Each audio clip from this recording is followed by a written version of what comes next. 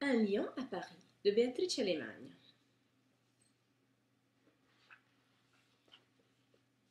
C'était un gros lion, un lion jeune, curieux et solitaire. Il s'ennuyait beaucoup dans sa savane. Alors un jour, il partit chercher un travail, un amour, un avenir.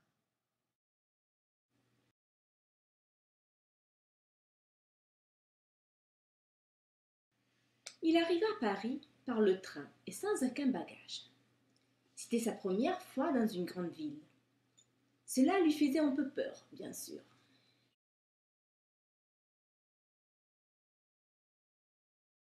Le lion attendit de voir s'il ne terrorisait personne. Il se demandait si les gens se mettraient à crier, s'ils s'écarteraient, horrifiés à son passage, ou s'ils le pourchasseraient à coups de fusil.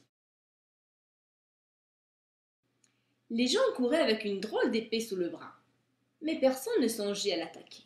Cela le surprit.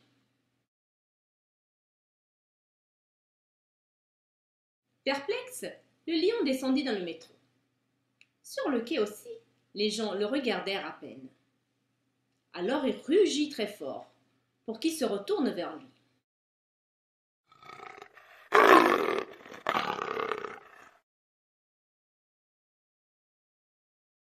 Le lion aimait par-dessus tout se faire remarquer. Il trouva bien triste de passer inaperçu. Quand il sortit dans la rue, il commença à pleuvoir. Alors l'animal pensa à sa douce savane ensoleillée et se sentit triste. Il devint gris et luisant comme les toits autour de lui. Au milieu d'une place, il vit une gigantesque usine où les ouvriers montaient et descendaient dans un tuyau transparent. Le soleil réapparaissait en faisant exploser l'immeuble de 1000 feux de lumière. Là, il resta bouche bée.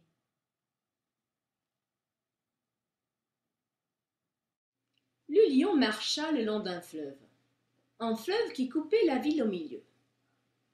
Et le fleuve lui sourit comme un miroir. Enfin, une fille le remarqua et le suivit de son regard tendre pendant un long moment.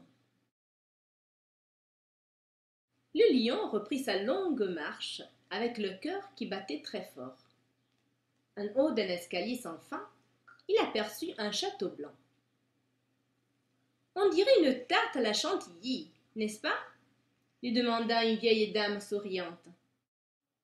Le lion répondit.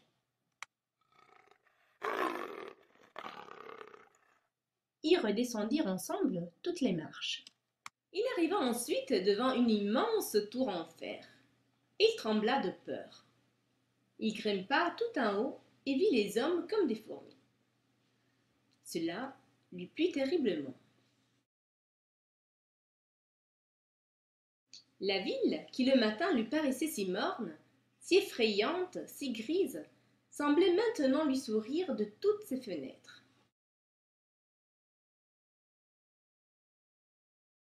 À un grand carrefour, il s'arrêta brusquement. Un beau socle se dressait devant lui. Le lion monta dessus, aligna ses deux pattes et rugit fort de joie.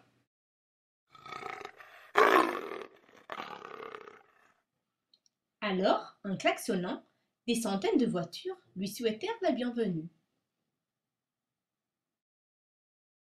Celle-ci est ma place, pensa le lion en souriant. Il regarda au loin et décida de rester, immobile et heureux.